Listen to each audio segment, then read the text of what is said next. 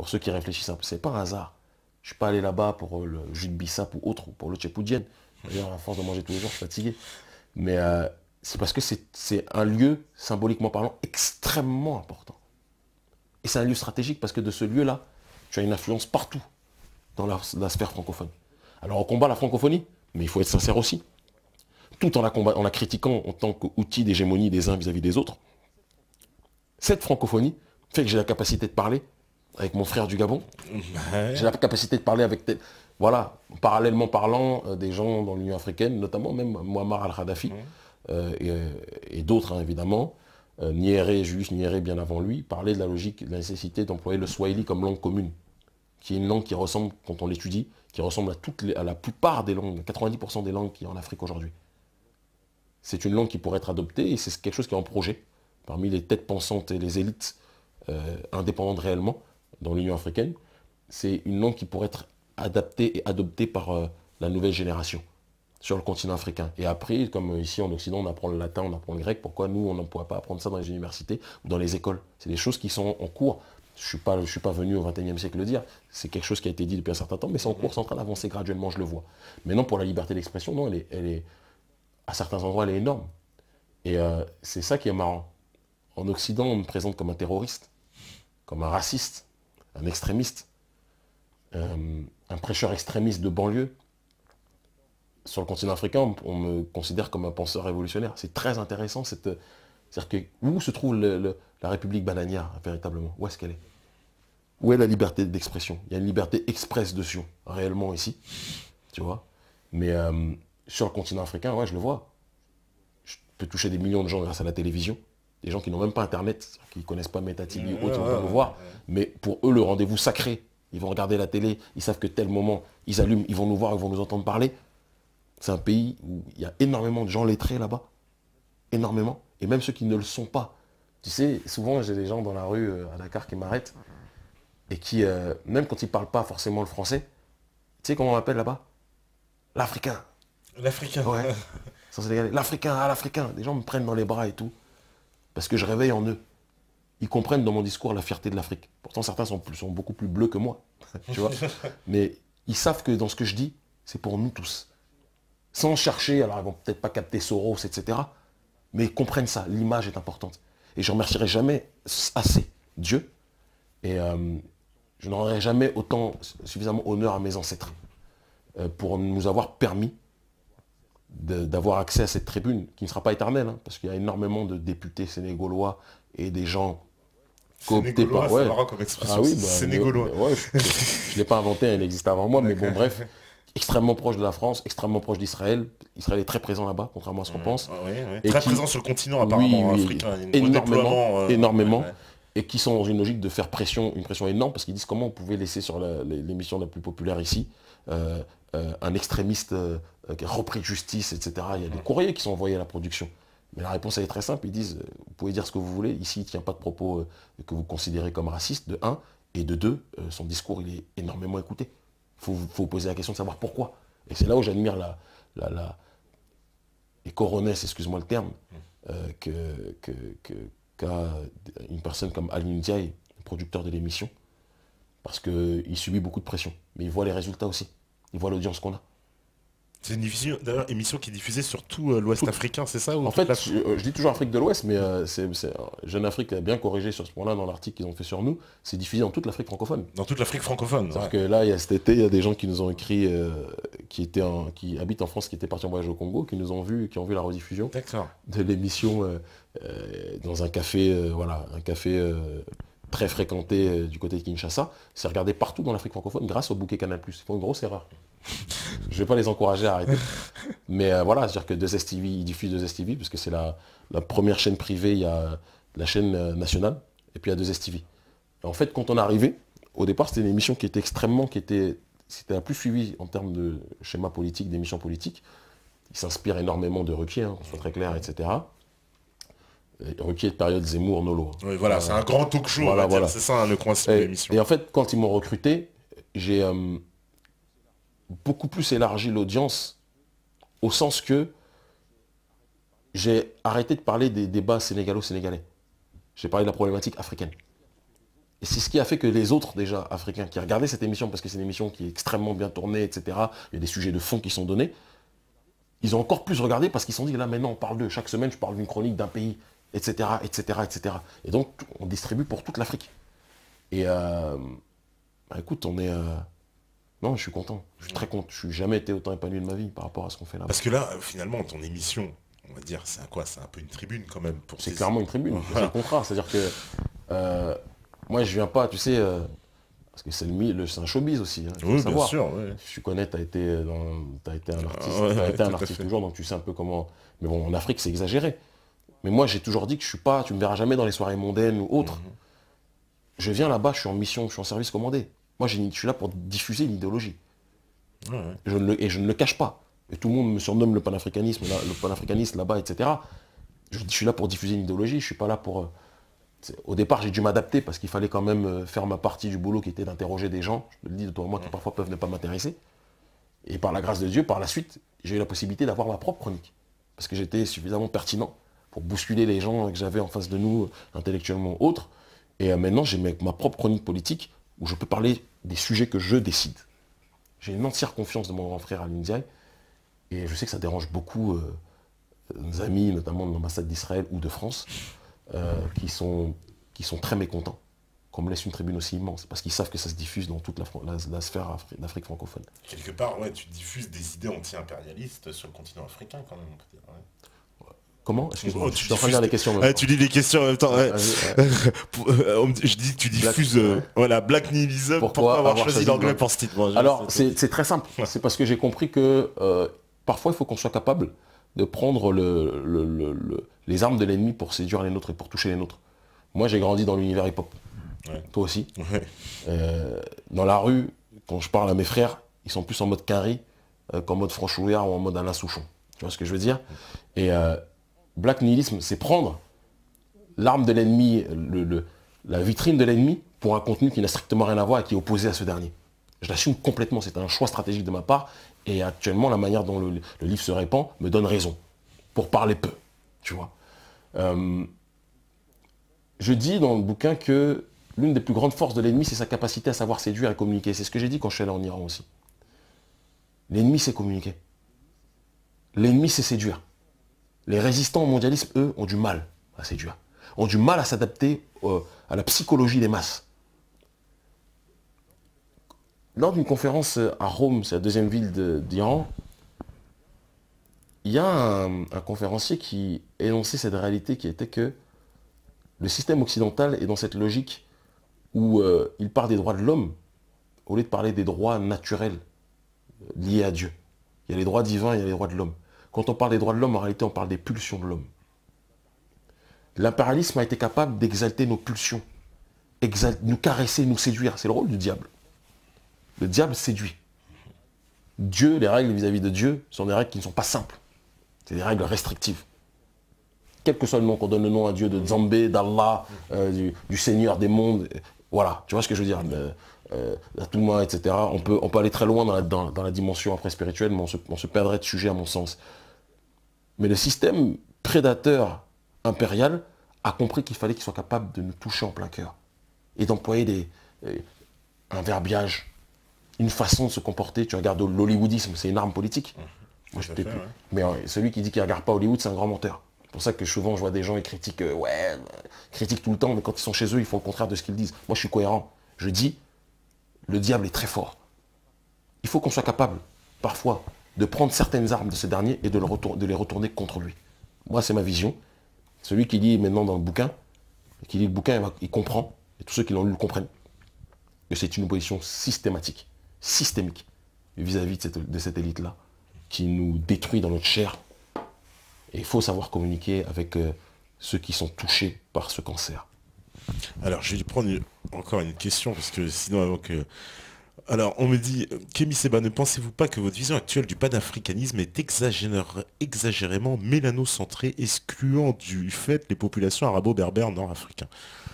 Alors, on va parler un peu, j'ai répondu tout à l'heure. Tu as répondu un peu tout à l'heure. J'ai répondu un peu beaucoup tout à l'heure. Ça, c'est une vision, encore une fois, je le dis, clairement victimaire, d'une personne qui n'est pas en adéquation avec les réalités du continent africain, et je vais dire pourquoi. J'ai dit, et je répète, que l'Afrique ne pourra marcher qu'à partir du moment où elle sera unie du nord au sud, de l'est à l'ouest. Et le projet panafricain, le FLN, c'est quelque chose que je n'oublierai jamais. Gamal Abdel Nasser et Kwame Nkrumah marchaient main dans la main. C'est une réalité panafricaniste. Mais il y a une réalité aussi qui est qu'aujourd'hui, il y a une scission due à une crise qui touche aussi le Maghreb, d'accord, une crise économique qui fait que certains sont dans une démarche de singer l'Occident et de se comporter vis-à-vis de l'Afrique subsaharienne comme ces derniers étaient les sauvages, les barbares de cette société moderne. Et je dis non, il faut qu'au Maghreb, il y ait certaines questions qui soient réglées. J'en parlais avec Ramadan, avec lequel, comme je le dis, je me répète encore, on a des accords sur énormément de choses. Tariq Ramadan, il est dans son univers, lui. On n'est pas, tu vois, on n'est pas sur le même terrain. Mais ce dernier là-dessus était capable de converger sur cette réalité-là. Il y a des choses qui doivent être réglées. De la même façon que l'homme noir doit arrêter de se comporter comme un paillasson, il faut que le Maghrébin aussi arrête de penser, arrête, et va arrêter d'une façon ou d'une autre. Pour ceux qui pensent comme ça, là-bas, c'est pas le cas de tous, il faut le préciser aussi. J'ai des frères, Anzar, Anas, à qui je passe d'ailleurs la paix, qui est un frère qui est au Maroc, si je ne m'abuse. Pas si je m'abuse, il est au Maroc, et qui fait un travail extraordinaire, qui est très engagé dans les questions ayant trait à la résistance vis-à-vis du mondialisme, etc., sur le continent africain. Des gens comme ça, c'est des gens que j'aime profondément. Mais aussi d'autres personnes qui doivent raisonner, qui doivent arrêter dès qu'ils voient des Renois. J'ai vu des trucs inimaginables, interdits aux Africains, des logements interdits aux Africains. Tu parles au Maroc? Au Maroc. Au Maroc, ouais. Mais le Maroc, c'est pas en Norvège. Tapez un Maroc interdit aux Africains. Ouais. Le Maroc, c'est pas en Norvège. Le Maroc, c'est en Afrique. Tu vois. Ça veut dire qu'il y a vraiment l'Afrique du Nord aujourd'hui se sent séparée de... C'est pas tous. C'est pas tous, non. C'est pas tous. Comme je dis, il y en a qui sont dotés de raison au Maghreb. Mais il y a différents facteurs, on ne va pas revenir dessus, ceux qui verront l'émission, qui la reverront, comprendront de quoi je parle, j'en ai parlé au début. Mais non, il n'y a pas de question de mélanocentré, il y a une question de pragmatisme. Est-ce que c'est pas aussi une situation, parce que bon... Tu vois, je l'ai dit, c'est une situation économique. Économique, mais aussi, est-ce qu'il n'y a pas un facteur géographique? Parce que, par exemple, est-ce que l'Afrique du Nord... Bon, moi, j'ai eu la chance d'aller en Afrique du Nord aussi, je suis en Algérie, au Maroc. J'ai l'impression que c'est un peu la banlieue de l'Europe. Est-ce que tu comprends ce que je veux dire quand je dis la banlieue? Je comprends très bien, voilà. je comprends très bien. Mais elle est aussi quoi qu'on en dise, elle est aussi la périphérie ou la banlieue chic de l'Afrique. Peut-être un peu dans les deux sens. Donc elle a un choix à faire. Soit être la banlieue de l'Europe ou être la périphérie, les Hauts-de-Seine de l'Afrique. Les Hauts-de-Seine de l'Afrique, ouais. Et c'est une question de choix. Les pères fondateurs et ceux qui étaient dans cette logique d'indépendance des nôtres au Maghreb ont fait le choix d'être du côté du continent africain. Quand j'entends les autres, certains qui voulaient rejoindre l'Union de la Méditerranée, il y a un problème identitaire réel. Il va falloir qu'ils le règlent aussi. D'accord? Et donc je le dis, je le répète, moi j'ai pas de problème avec le Maghreb, mais j'ai un problème réel avec la manière dont les nègres sont traités à l'heure actuelle, pour des raisons économiques, pour des raisons culturelles, sur certains points, au Maghreb. Et ça va disparaître d'une façon ou d'une autre. Mais c'est intéressant parce que d'un point de vue géopolitique, ça voudrait dire quand même que, on va dire l'Afrique du Nord, le Maghreb, il est à la fois pris par, justement, on va dire l'Europe qui lui fait des appels du pied, voilà, l'Union pour la Méditerranée, et quelque part le continent en bas d'Afrique qui dit, mais vous êtes avec nous, venez avec nous. Alors ils sont un peu entre deux feux. Ils sont entre deux feux, et c'est pour ça que, tu sais, l'histoire du printemps arabe, tout ce que tu veux, tout le monde sait aujourd'hui que, de un, le monde arabe et le Maghreb, en Afrique, ce sont des endroits stratégiques d'une importance réelle sur le terrain de la cartographie géopolitique globale. Le printemps arabe qui s'est passé au Maghreb, c'est pas un hasard. C'est des laboratoires. Tout le monde sait que si la population prend la bonne direction dans cette région-là, on l'a vu avec la guerre d'Algérie. Ça doit déplaire peut-être à certains dissidents, on sait. Mais la guerre d'Algérie a donné le tempo à beaucoup de gens sur le continent africain. À beaucoup de gens. C'est vrai. J'encourage les gens à lire l'enceinte de la révolution algérienne de Frantz Fanon. Ça ne veut pas dire que tout ce qui se passe en Algérie est parfait, mais ils ont donné le tempo sur beaucoup de points. Mais si on pousse le Maghreb vers un fossé sans fin, sans fond, d'autres qui s'inspireront de leur prétendu printemps arabe, qui est en réalité un hiver arabe, répéteront les mêmes schémas, les mêmes erreurs. Et c'est pour ça que la stratégie de cooptation en Afrique s'est accélérée d'abord dans le Maghreb, avant de s'étendre par la suite en Afrique subsaharienne. Il faut analyser, il faut décortiquer. Et moi j'ai une grande confiance vis-à-vis des esprits libres au Maghreb, qui, je le sais, luttent au quotidien, sont minoritaires, mais luttent au quotidien contre la négrophobie qui est là-bas, contre la division voulue par l'oligarchie mondialiste, la division, la scission entre l'Afrique du Nord et l'Afrique subsaharienne, qui lutte pour qu'on comprenne que la logique de la traite arabe et l'infériorisation des Noirs dans la psychologie d'un certain nombre de gens là-bas, c'est quelque chose qui doit être éradiqué, parce que qu'on le veuille ou pas, les Bédouins sont issus d'un métissage sur la durée. Les Bédouins ne sont pas des Norvégiens. Alors je sais qu'après, il y a en dehors des Bédouins, il y a les Berbères. Alors maintenant, il y a le courant luganiste. Le gars, il vous dit, vous êtes des Ariens, vous y croyez, alors qu'il est en train de servir de vous comme des tirailleurs. Chacun fait ce qu'il a envie de faire. Mais il y a une chose qui est certaine. C'est qu'on a un destin commun, qu'on le veuille ou pas. Soit certains se comporteront comme les prostituées de l'oligarchie, ou ils se comporteront comme le fusil des damnés. Et moi, je crois énormément dans cette responsabilité, non pas de conduire la voiture africaine, mais dans cette possibilité que peuvent avoir certaines voix au Maghreb d'apporter leur voix au concert africain. Muammar al-Kadhafi n'était pas un Burkinabé, mais il a donné le tempo à la fin. Quoi qu'on puisse dire sur lui, on peut avoir des désaccords sur lui, c'était pas. Il y a plein de complexité autour de son personnage, mais il a donné le tempo. Et il a déjà, oui, puis il y avait la fameuse déclaration, puisqu'il avait dit quand il s'est retourné vers l'Afrique quand il avait quitté le monde. Il avait claqué la porte du monde arabe et il avait dit j'ai perdu mes frères arabes et j'ai retrouvé 1 milliard de frères de l'autre côté. En tout cas, quel que soit, certains disent qu'il a fait ça par opportunisme, tout ce que tu veux. Certains même disent qu'il a tué Sankara, j'ai pas de preuves. Souvent, quand l'impérialisme relaie, je fais très attention. La seule chose que je sais, c'est tout ce qu'il a donné pour financer les mouvements de résistance afro-diasporique. C'est des choses qu'on ne dit pas. Et continentaux. Kadhafi a énormément aidé. L'un de mes grands frères, Khalid Mohamed, des aînés en tout cas, qui étaient mes modèles quand j'étais plus jeune, même si après on avance, qui a reçu les financements de ce dernier. D'autres ont reçu les financements de ce dernier. Sur le continent africain, Kadhafi a beaucoup contribué en termes de solidarité vis-à-vis de l'ANC. Oui. C'est des choses qu'on doit dire. Bien sûr, c'est la première visite, je crois, de Mandela quand il sort. Il va voir Kadhafi. Et ça leur déplaît. Et quand Mandela, avant de mourir, refuse de serrer la main dans un premier temps à Obama, on sait pourquoi il fait ça. On sait pourquoi. Parce qu'il a fait tuer Kadhafi et que ça l'emmerde. Et ça, il ne le pardonnera jamais. Donc, et il se fait porter pâle comme Obama. Là, on sait que c'est faux, il était en pleine forme, bien sûr. C'est un très grand stratège. Je me suis dit, voilà, après Mandela, on peut aussi parler de manière illimitée, mais voilà. Donc, moi, mon regard sur le Maghreb, il est nuancé, mais il est sans concession quand même. Je dis, l'Afrique ne pourra pas se développer en étant scindée en deux. Oui. Mais l'Afrique devra régler ses problèmes, pour de vrai. Et puis toi, tu tends la main, quoi. Je tends la main, mais c'est pas une main molle, c'est pas la main de McDoom. Tu vois? C'est la main de quelqu'un qui dit, je te regarde dans les yeux, je te dis, faut qu'on parle. Faut qu'on parle. Faut qu'on parle, mon frère. Tu vois? Et ça, c'est quelque chose qui... si on ne comprend pas demain qu'on doit marcher ensemble sur le continent africain, on va périr tous séparément. Pour paraphraser les autres qui disent, voilà, si chacun marche de son côté, on sera tués tous individuellement. Il faut qu'on soit capable de s'unir. Comme nos aînés l'ont fait dans la période des années 60, sauf que là, c'est plus le colonialisme old school, on est dans le mondialisme, qui est global, qui est planétaire. Je ne sais pas si tu as vu ce qui se passait à Hong Kong, je voyais ça quand j'étais en tôle, à Fleury. Même à Hong Kong, révolution des parapluies, toujours la même chose. Stratégie de cooptation de la jeunesse fragile, qui n'a pas forcément des concepts définis. Et on leur vend du démocratie, on leur vend du droit de l'homisme, du droit à décider de leur propre destinée. Oui, il faut qu'ils décident de leur propre destinée, mais pas qu'ils soient alignés sur un axe qui n'est pas le leur. Qu'est-ce qu'on voit en pilier idéologique de ces gens-là? Monsieur Zimmerman. Je ne savais pas que Zimmerman était à Hong Kong. Mais bon, apparemment, ils ont des cartes, ils sont partout. Tu vois? Donc il faut qu'on réfléchisse à tout ça aussi. Et qu'on avance de manière prudente. Le mondialisme est global. Il faut que notre résistance, nous, soit réelle et solide. Et ça ne passe que par la solidarité, que par le dialogue entre nous.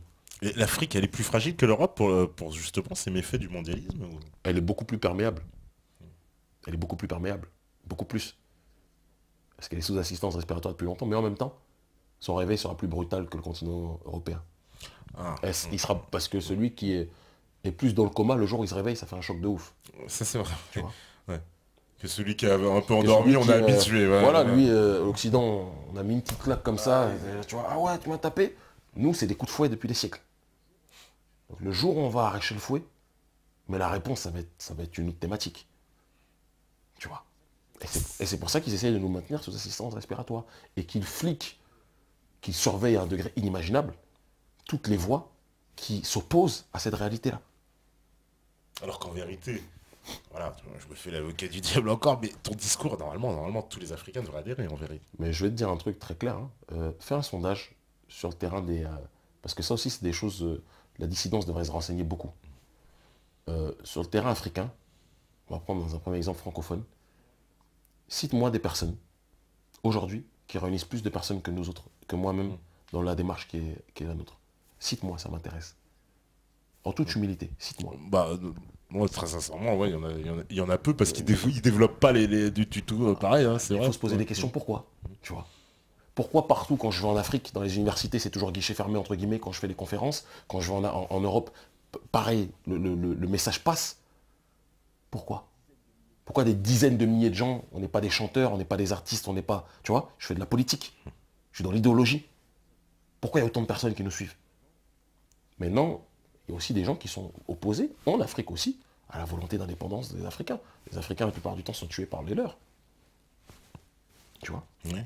Mais ce qui est certain, c'est qu'on peut avoir nos détracteurs, on peut avoir nos rageux, nos haineux, mais personne ne réunit autant que nous dans la chapelle d'indépendance africaine. Ça, c'est du factuel. Demandez à d'autres, demandez à des Patrick Mbeko, demandez à des Gomez, demandez aujourd'hui qui est-ce qui réunit autant. Il y a des raisons.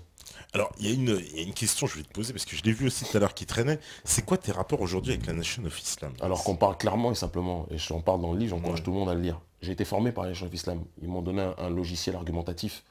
C'est dans cette organisation que j'ai appris à m'exprimer, dans la rue. Château d'eau, Châtelet, au départ Los Angeles, Watts et tout ce qui s'ensuit. Je suis revenu à une certaine époque en pensant que je pouvais contribuer à changer certaines choses dans le mouvement, avec lequel je pouvais être en désaccord. J'en parle dans le livre, j'ai pas besoin d'en parler là. J'ai vu que certains, sans rentrer dans trop de détails, voyaient comme un danger la présence qui était la mienne. Parce que j'ai une audience que la Nation n'a pas, dans la sphère francophone, qu'on parle peu, il faut parler réellement. Et c'est pas le problème de l'audience même qui est le plus présent dans le rapport que j'avais à certains en mouvement, mais c'est mon degré de malléabilité. Est-ce que je suis quelqu'un qui peut être, tu vois, contrôlé d'une certaine façon, qui peut être orienté d'une certaine façon? Moi, non. Donc ça crée un stress, ça crée des tensions. Moi, j'avais une vision, je voulais peut-être adapter la Nation of Islam à des réalités plus réelles, sur un terrain, pour moi, spirituel, sur un terrain continental ou politique. J'ai vu que ça n'a pas été possible, je me suis séparé, basta. Donc je ne suis plus dans la Nation of Islam depuis un certain temps. Et ceux qui lisent le savent. Oui, bien sûr. Tu vois, voilà. Donc après, il y a toujours des cassos du net, parce qu'il faut les appeler comme ça. Ils vont dire, ouais, il y a organisation, association, Koufar, ouais, dedans, ils disent Fard. Écoutez, si vous avez quelque chose à dire à la Nation, allez parler à l'organisation Nation of Islam. Moi, la seule chose qui m'intéressait par rapport à cette structure, c'est ce qu'elle apportait à la diaspora noire dans un certain ordre d'idées. J'ai des gros désaccords avec cette structure, mais je ne vais pas les dire ici. Parce qu'on est très fort pour parler de désaccords, mais on est très fort très faible, pardon, pour parler de ce qui nous unit. Donc c'est pour ça qu'aujourd'hui je suis dans une démarche de traditionnalisme. C'est parce que justement, il arrive un moment où il faut être aussi le plus pragmatique, aller au bout de la démarche. Pour moi, la Nation a été une étape, mais ne peut pas être une finalité. Absolument pas. J'apprécie énormément Farrakhan, j'apprécie énormément Léo Mohamed, j'apprécie énormément Nouri Mohamed et des tas d'autres. Wesley Mohamed, d'autres, tout ce que tu veux. Mais je veux dire, par rapport à la réalité africaine, il y a un moment, il y a des limites. Que moi, je vois. Tu es plus proche de cette réalité africaine. Ouais. Donc voilà, je suis confronté à ces réalités-là. Et il y a un moment, il faut aller au bout du pragmatisme. Et c'est en ce sens-là que j'agis aujourd'hui avec très grande simplicité. Donc voilà. Alors il y a une question, puis tout à l'heure aussi on me l'a demandé, voilà. N'accédant à la fonction présidentielle en Afrique que des membres de la franc-maçonnerie, Kémy en a-t-il conscience et comment pense-t-il combattre cela? Bah, écoute, déjà j'ai dit que mon projet n'était pas forcément d'être président d'une quelconque république. C'est pas mon projet. Mais quand même, influence de la franc-maçonnerie en Afrique, on peut l'admettre. J'en parle, j'ai tout un chapitre dessus. J'ai dit franc-maçon Afrique, la guerre sera avant tout ésotérique. Il y a France-Afrique et il y a franc-maçon Afrique. Donc je suis extrêmement conscient de ça. Je l'analyse, je l'expose dans ce bouquin. Et voilà, tous ceux qui l'ont lu le savent. Maintenant, je dis toujours que le plus gros recours en termes de résistance à la franc-maçonnerie, ce sera la compréhension de la tradition. Parce que la maçonnerie n'est rien d'autre qu'un occultisme qui s'inspire de la tradition mais qui la dévoie. Des choses qu'on ne dit pas. Pourquoi les maçons ont un si grand pouvoir? C'est parce qu'ils prennent la sève de la tradition. Mais comme le diable, qui à la base était un ange déchu, le diable détourne une voie naturelle et originelle, quel que soit le nom qu'on veut donner au diable. Et je dis qu'il faut comprendre la manière dont la maçonnerie résonne, dont la maçonnerie fonctionne. Et être capable de s'insérer dans la tradition pour mieux la combattre. La tradition primordiale, je ne parle pas de la coutume, qui est une dégénérescence de la tradition. Ça aussi, j'encourage toute personne à lire René Guénon à ce sujet. Oui. Et dans l'état d'esprit qui est le nôtre, on est dans une logique aujourd'hui, je suis dans cette démarche où je me dis que à partir du moment où tu te réinsères dans cette logique pérennialiste, rien n'est impossible dans la dimension qui est la nôtre. Il faut juste être capable de connaître l'ennemi et nous connaître nous-mêmes. Et je te dis que ce que je fais aujourd'hui, malgré, j'en parle pas parce que je ne suis pas là pour chouiner, mais toutes les pressions et tout ce que je rencontre en termes d'adversité, vous voyez que ce qui se passe en France quand je suis incarcéré, vous ne pouvez pas imaginer les pressions auxquelles je peux faire face, comme sur le continent africain. Vous ne pouvez pas imaginer le millième. Vous ne pouvez pas imaginer le nombre de services de renseignement lorsque je voyage dans tel ou tel pays au Moyen-Orient ou ailleurs qui me surveillent. Vous n'imaginez pas ça. Vous n'imaginez pas sur le continent africain les services de renseignement des pays dans lesquels je suis, qui sur ordre de telle ou telle personne, je ne suis même pas dans une logique d'attaque à dominem, je constate juste des faits. La manière dont ils se comportent vis-à-vis de moi, vous n'imaginez pas ça. Mais on est protégé. Sans être dans une logique d'illuminé, je te dis vraiment, on est protégé. On vit cette réalité-là. Parce qu'on s'insère dans un sentier que nous n'avons pas tracé, qui vient de très loin. Et on avance.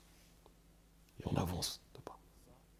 Et ça, c'est ce qui fera que je te le dis, mon projet n'est pas d'être président de quelconque pays, mais tôt ou tard, je te le dis après la télé, après avoir répondu à des millions de gens le message qui est le nôtre, je passerai à une étape où de m'insérer localement, et on sera, même si c'est un village, même si c'est une ville ou autre, oui, on sera dans une logique de responsabilité administrative, parce que je vois toujours l'Union africaine en ligne de mire. Bien sûr que je vais me confronter, je me confronte déjà aux maçons. Chaque semaine, quand je débat avec les maçons. Chaque semaine. Et je ne laisse aucun cadeau à ces gens-là. Mais si je peux sortir mes frères de la maçonnerie, je le ferai. Parce que ma démarche n'est pas d'attaquer la marionnette, de détruire la marionnette. Je vais détruire le marionnettisme. Et parfois, ceux qui ont été des marionnettes se transforment en plus grands résistants vis-à-vis du marionnettisme. Tu vois. Donc, c'est pour ça que j'attaque pas les gens, je les enterre pas. J'aime pas ce courant des personnes, ça fait rageux même. Tu vas attaquer quelqu'un parce que... Non, détruis ce qui est derrière. Et parle à l'autre en tant que frère, de couleur ou de douleur. C'est plus simple de faire ça comme ça. C'est la démarche qui est la mienne. Alors on me dit, oui c'est vrai, peux-tu nous parler vite fait de la prison française, ton opinion? Écoute, j'ai été clairement à Fleury-Mérogis, c'est un camp de concentration. Bon, la plus grande prison d'Europe. Mais j'ai eu la chance d'avoir en face de moi les matons, 90% des matons, c'était des afros. Faut le savoir. Ah bon, 90%? 90% c'est des entiers. D'accord. Allez, on va dire 80% pour être le plus... Voilà, une grosse majorité. Et je vais te dire, c'est que durant ma dernière incarcération, mais le taux d'adhésion et de sympathisants que j'avais chez les matons, mais c'est hallucinant. Le nombre, j'ai pas peur de le dire, le nombre de soutiens, de passe-droits que j'ai eu, émanant de gens qui étaient même inscrits sur ma page Soutenant Kémy Séba. C'est là où tu peux péter un câble. Je ne citerai pas de nom pour qu'il n'y ait pas de problème dans leur emploi. Mais j'étais au Détroit. Le nombre de soutiens qu'on a là-bas, ça dépasse l'entendement. Même ma famille qui venait me voir au parloir, lorsqu'ils voyaient comment ils étaient accueillis, ah vous êtes d'accord, Capochichi, ah Kémy Séba, mais respect madame, mais les gens pétaient un câble. Après, mon cas est un cas particulier qui ne correspond pas à la réalité de la prison globale sur cette dernière incarcération. J'étais à l'isolement, mais ils ont tout fait pour me soutenir dans cette épreuve difficile. Les surveillants, c'était un truc de dingue. Et c'est là que tu vois que notre message prend une ampleur aussi énorme. Parce que pour que des gens, tu vas en prison, tu circules pour aller au parloir, tu vois des surveillants qui lèvent le poing en face de toi, ça veut dire qu'ils se passe. Enfin, ils font pas de quenelle, hein, mais ils lèvent le poing en face de toi, ça veut dire qu'il y a quelque chose qui se passe. Ça veut dire qu'il y a quelque chose qui se passe. Ce n'était pas le cas quand j'étais à Bois d'Arcy en 2007. Parce que j'étais incarcéré 2 fois. Après, l'état de la prison en tant que tel, c'est l'inhumanité dans sa... Au-delà de moi des passe-droits que j'ai pu avoir, hein, c'est l'inhumanité dans sa forme la plus réelle. On prive l'être humain de sa dignité. Tu manges, tu as la bouffe, tu as les toilettes, portes ouvertes. Juste à côté de là où tu manges, tu n'as pas de désodorisant. Donc tu respires l'odeur de ta déjection quelque part. Tu vois? Tu vis avec cette odeur. Elle imprègne ton corps.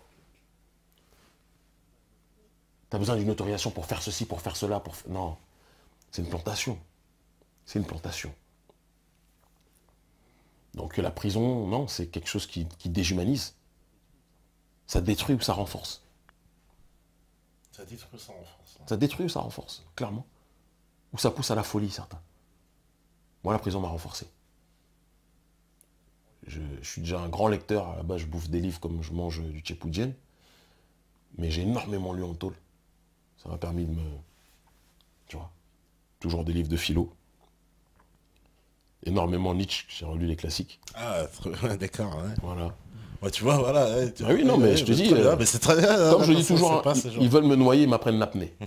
Tu vois, ils veulent me noyer, ils m'apprennent l'apnée. Après, quand je ressors, j'arrive à encore plus respirer. C'est la démarche qui est la mienne.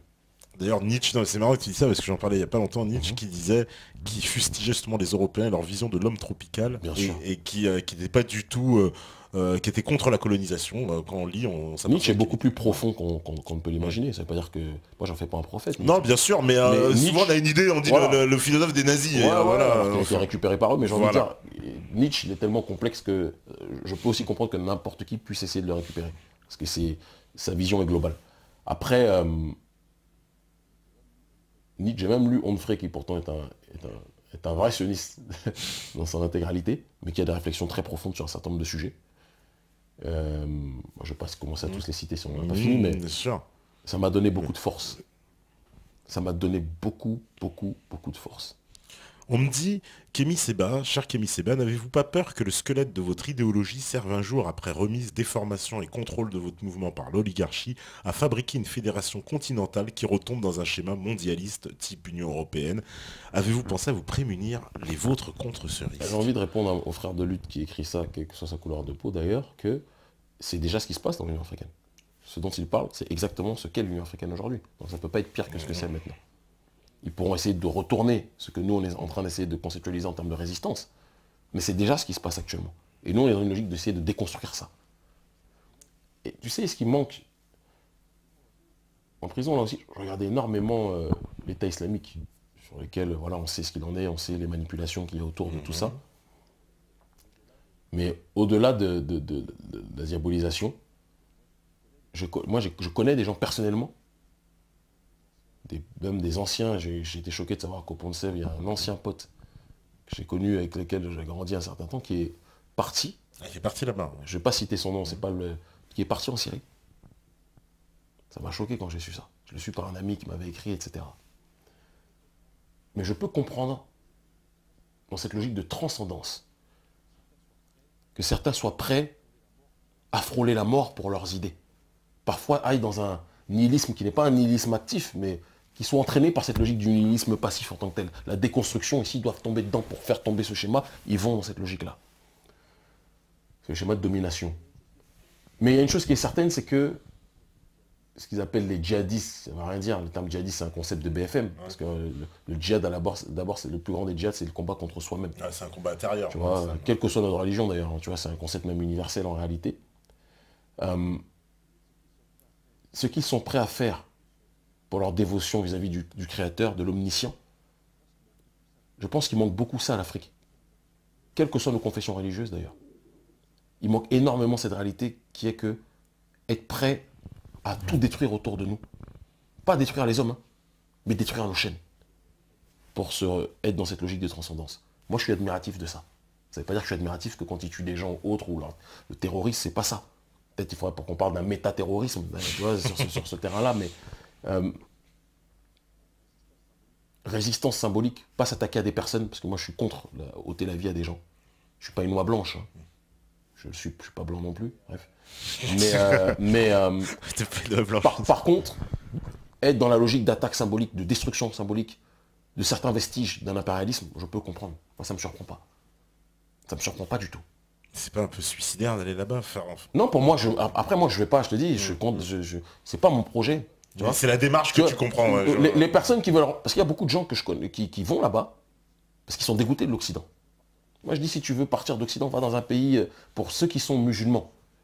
Pour ceux qui sont musulmans, qui sont dégoûtés de l'Occident, allez dans un pays musulman, vous pouvez vivre votre foi sereinement. Tu vois ce que je veux dire? De manière apaisée. Mais allez pas dans un endroit où quelque part, vous nourrissez le système que vous combattez. Parce que c'est ça l'État islamique aujourd'hui. Ils nourrissent un système qu'ils disent combattre. Après, je ne vais pas commencer à me prononcer sur... parce que je ne suis pas là pour parler d'État islamique de toute façon. Mais il y a une chose qui est certaine. Moi, la capacité de quelqu'un à se perdre soi-même pour se donner au Tout-Puissant et de se donner à une cause. Le jour où on aura cette mentalité, ou pour prendre une autre... être dans une logique d'extension, quand tu vois les kamikazes, c'est la même chose. Oui. Vous avez un projet. Il manque ça en Afrique. Mais c'est en train de venir. Je ne dis pas qu'il faut qu'on ait des kamikazes africains, parce que les gens vont dire, oh là là, c'est pas ce que j'ai dit. Je dis, c'est cette capacité de dévotion. Ça ne veut pas dire qu'il faut qu'on se fasse sauter, ou c'est pas ce que je dis. Mais cette capacité de dévotion, celui qui est capable de faire ça, si la masse s'imprègne de cette réalité-là, il n'y aura plus que nos chefs d'État qui seront prêts à mourir. Si tout le peuple est prêt à mourir, plus personne ne nous tuera. C'est ça la réalité. Pour l'instant, c'est que des fusibles qu'on fait sauter parce qu'il n'y a que qui sont prêts à mourir. Il n'y a que ceux qui sont en première ligne qui sont prêts à mourir. Ça sert à quoi si demain on me bute ou si on me marbre, je me fais marbrer demain, si le peuple derrière c'est juste des likes sur Facebook ou à la télé ou des ouais je fais un selfie quand je te reconnais dans la rue, ça sert à rien ça. C'est pas le projet. Tu vois ce que je veux dire? Mais il faut que chacun devienne non plus spectateur mais acteur de sa destinée en termes de résistance à ceux qui veulent nous asphyxier.